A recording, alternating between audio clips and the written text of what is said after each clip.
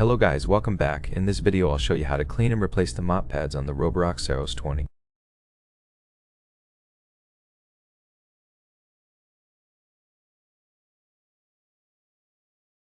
The mop pads are automatically cleaned after or during a task and dried afterward, which keeps them fresh and lasts longer.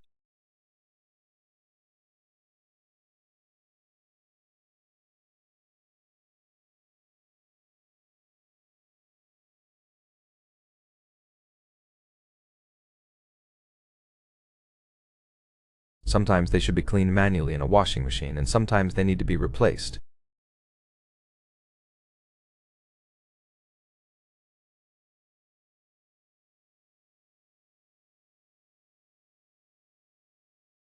Flip your robot over and remove the mopping pads by simply pulling them off, as they are attached with magnets.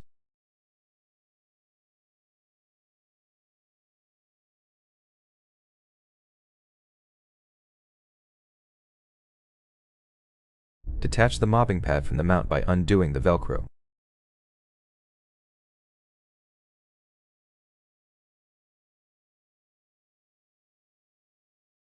You can wash them manually or in a washing machine.